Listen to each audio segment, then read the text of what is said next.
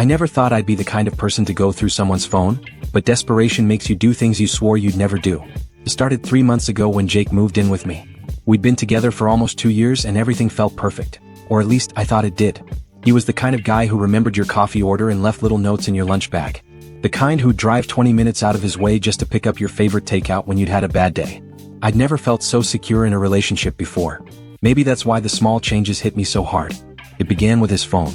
Jake had always been casual about it, leaving it face up on counters, asking me to check his texts while he was driving. But suddenly it was always screened down. Always in his pocket. When it buzzed during dinner, he'd glance at it with this expression I couldn't quite read. Not guilt exactly, but something close to it. "Work stuff," he'd say, sliding the phone away without checking the message. I told myself I was being paranoid.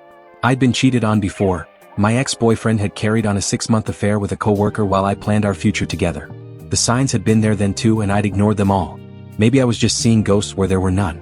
But then came the night phone calls. Jake worked in marketing for a tech startup, and late calls weren't unusual. What was unusual was the way he'd step outside to take them, even in December when the temperature barely crept above freezing.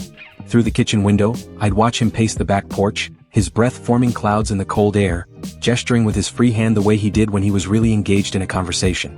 "Big client in California," he'd explain when he came back inside, cheeks red from the cold. "Time zone difference, you know?"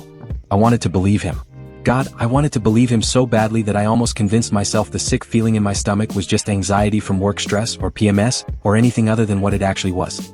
The breaking point came on a Thursday night in January. Jake had fallen asleep on the couch while we were watching a movie, his phone resting on his chest, rising and falling with each breath. The screen lit up with a text notification, and before I could stop myself, I was reading it. "Can't wait to see you tomorrow.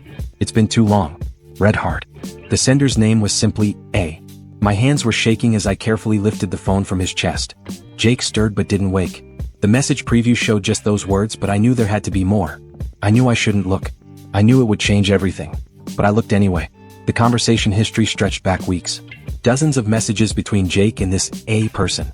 Sweet, intimate messages. Messages that talked about missing each other, about stolen moments, about how complicated everything had become since she moved back to town. "Jake, I hate that we have to be so careful. This isn't fair to anyone. Hey, I know, but what choice do we have? She doesn't deserve this, but I can't pretend I don't still love you. Jake, I love you too." I never stopped. The room started spinning. I had to grip the arm of the couch to keep from falling over. 2 years. 2 years of my life, of planning a future, of believing in something that was apparently built on lies. I scrolled further back,